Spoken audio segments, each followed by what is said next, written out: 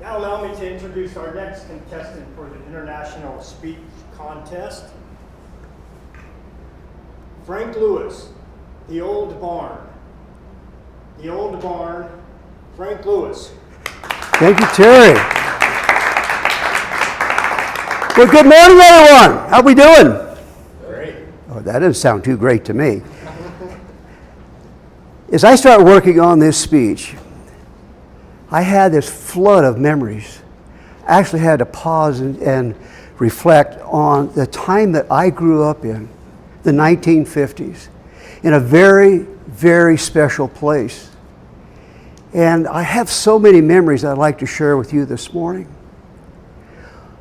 I grew up on a small farm, about 100 acres of cattle, horses, and we were known especially for our Granny Smith apples. What's unique about Granny Smith apples is that they're green. That's the only color that you can get of them. And on our little farm, we had a barn. Now this barn was built in 1888 by my third generation grandfathers. And what was so unique about the barn, what color do you usually see most barns? They're red, aren't they? My Uncle Bud decided this barn was going to be the color of our Granny Smith apples. And that barn was known throughout the entire valley as Granny. Everybody that went by there, there's Granny. Oh, that's the Granny barn. And this is the barn where I had all of my memories when I was a small child. I smoked my first cigarette in Granny. I kissed my first girl in Granny. I did a lot of things in Granny, and I had so many memories of Granny. Time came when I graduated high school with all 120 other kids, because we grew up in a small town. Our little farm was about 5 miles outside of town.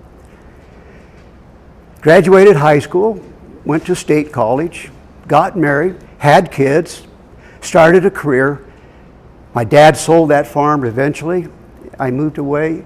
In 10 years, I never went back. Never, ever, ever did I go back and visit with Granny.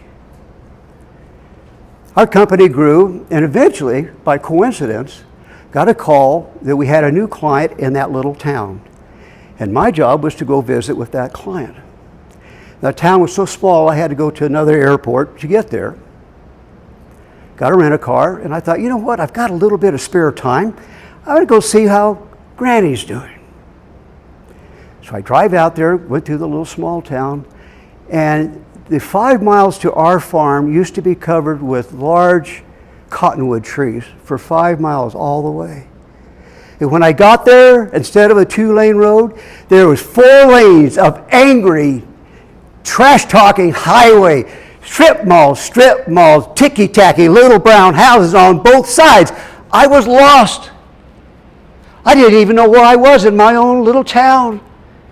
Eventually, I figured out that there might be that barn, there might be our family homestead off there to the right on Blaylock Lane.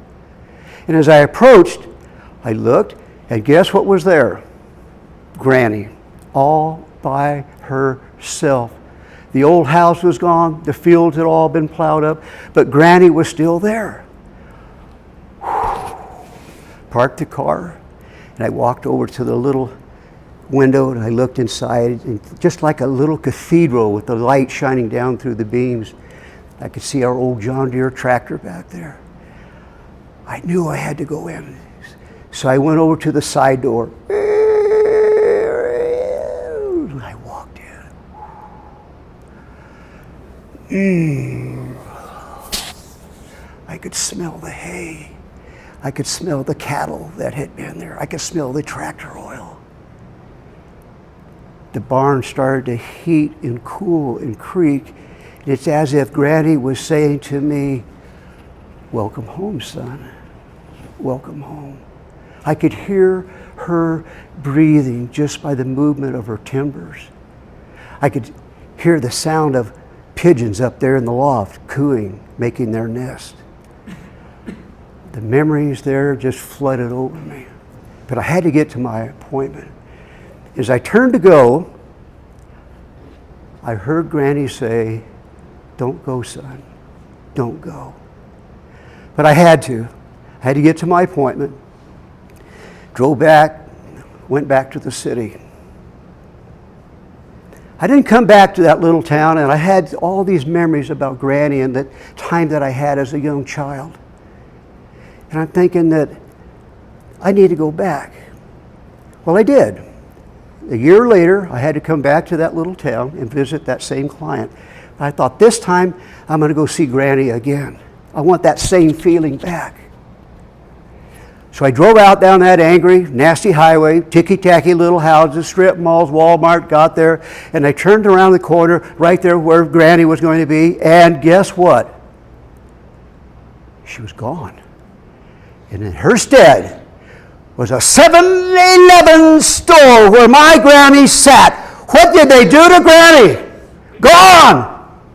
All of those memories. Why do we tear everything down that is so precious and dear to us? We tear it down and we throw it away, all of our memories. The anger. I was shaking. I was sobbing. I was crying. Because I'll never get those memories back. I rode back through town, going to the airport. I thought, this time I think I'll go through town. There's a little sign, historical district. I decided to turn there. Something pulled me. And as I drove into the square, there was that green barn. Granny sat there and filled with children pouring out of the doors, hanging out of the windows, every one of them reliving the memories that I had in that beautiful Granny. Granny. And I thought to myself, and I know to this day, ladies and gentlemen, when I looked at that beautiful old barn with those children reliving their own memories that I had, I could hear her say, "Welcome home, son. Welcome home." Thank you. Thank you, Frank. Terrific.